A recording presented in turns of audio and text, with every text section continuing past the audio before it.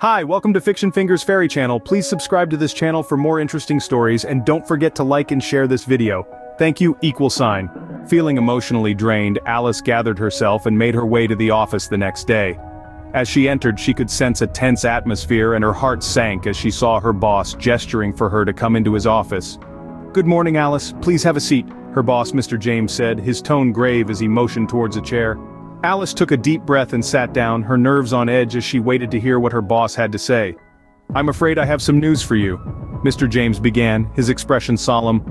"Due to restructuring within the company, we've had to make some changes, and unfortunately, you've been selected for a transfer to another district."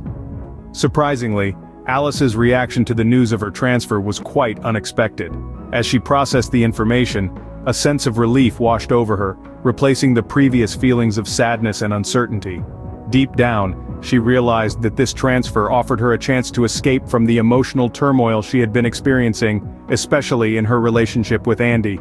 Upon hearing the news, Alice's face broke into a genuine smile, her eyes sparkling with newfound excitement. She saw this transfer as an opportunity for a fresh start, a chance to leave behind the complications of her current situation and embrace new possibilities in a different location. "I can't believe it! This transfer is just what I needed," Alice exclaimed. Her colleagues looked on in surprise, not expecting such a positive reaction from Alice. But deep down they couldn't help but feel happy for her, as they witnessed the newfound sense of joy and optimism radiating from her. As Sarah tried to reach out to Alice to discuss Andy's situation, she found herself unable to get in touch with her. She dialed Alice's number, only to be met with the persistent ringtone and, eventually, the voicemail. Frowning in concern, Sarah decided to send a text message instead, hoping that Alice would respond to that. "Hey Alice, it's Sarah, can we talk? I need to discuss something important. Please call me back when you get this," she typed out quickly before hitting send. But as the minutes turned into hours, there was still no reply from Alice. After several days of unsuccessful attempts to contact Alice, Sarah decided to visit Alice's office in hopes of finding some answers. As she arrived, she was greeted by Emily, one of Alice's colleagues. "Hey Emily, have you seen Alice around?" Sarah asked, her tone laced with concern. Emily's expression grew somber as she shook her head. "I'm sorry, Sarah.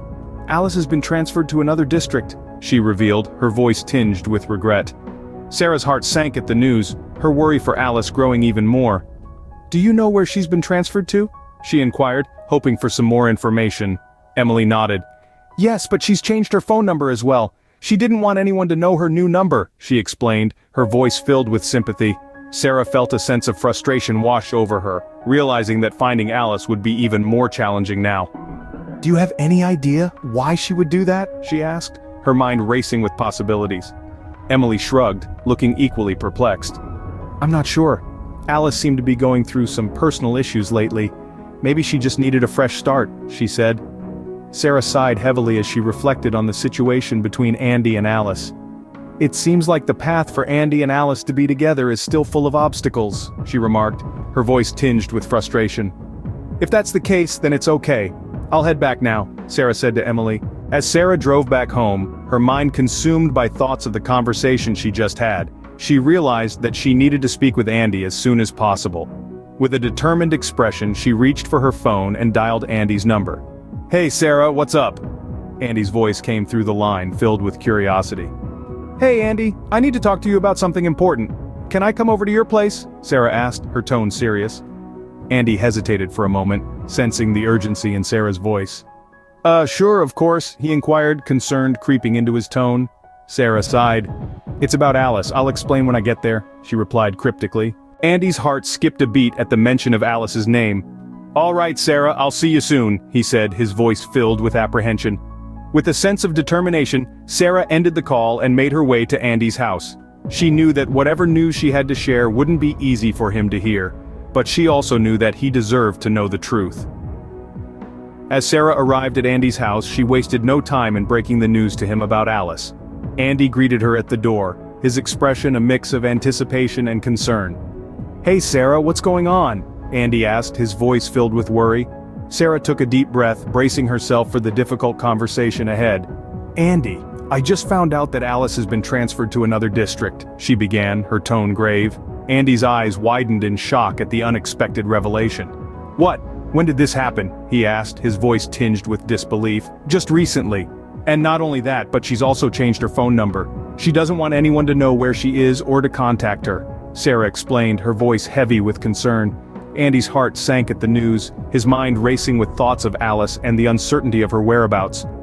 Why would she do that? Is she okay? He asked, his voice filled with worry. Sarah shook her head, her own worry mirroring Andy's. I'm not sure, Andy, but it seems like Alice wants to be left alone for now. She doesn't want anyone to know where she is, or to reach out to her, she replied, her voice tinged with sadness. As days turned into weeks, and weeks into months, Andy found himself unable to shake off the memories of Alice. Despite the passing of time, her presence lingered in his thoughts like a haunting melody, refusing to fade away. Every morning Andy woke up with the weight of her absence pressing heavily upon him, a constant reminder of the void in his life.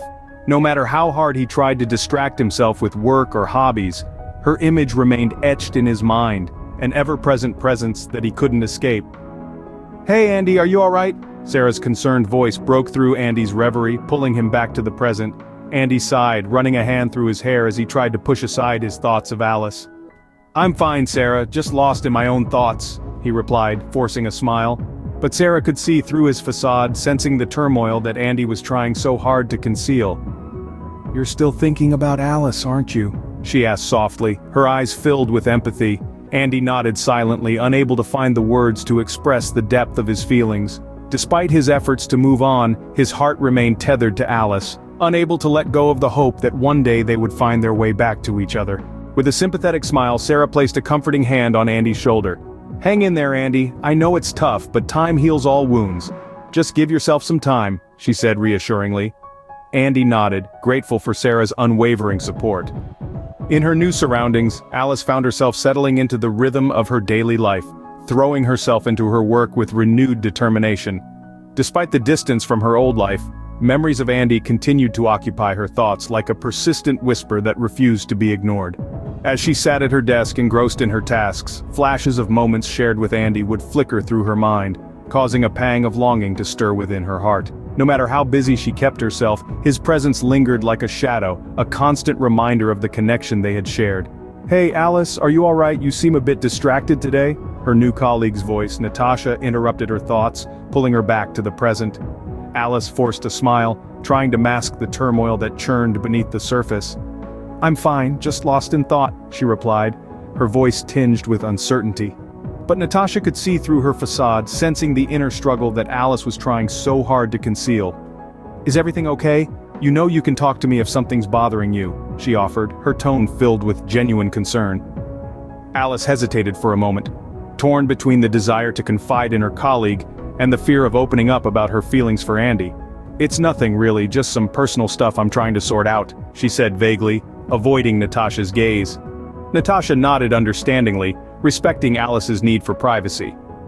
All right, just know that I'm here if you ever need someone to talk to, Natasha said reassuringly, before returning to her own work. As Alice turned back to her tasks, she couldn't help but feel a twinge of sadness gnawing at her heart. Despite her efforts to move on, Andy remained a constant presence in her thoughts, a silent echo of the love they had once shared. And as much as she tried to deny it, a part of her still longed for the day when they would be reunited once again. Suddenly, a memory of the woman who was with Andy the other day flashed into Alice's mind. Andy must be happy with her, Alice murmured to herself, a pang of sadness tugging at her heart. Oh, I must forget about Andy. I need to focus on my own happiness and let go of the past, Alice whispered to herself, her voice tinged with determination.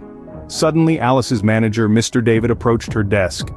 Alice, could you accompany me for dinner with our client tonight? He asked, his voice firm yet polite. Alice blinked in surprise at the unexpected request. Tonight? Of course, I'd be happy to join you, she replied, her mind already racing to rearrange her evening plans. To be continued.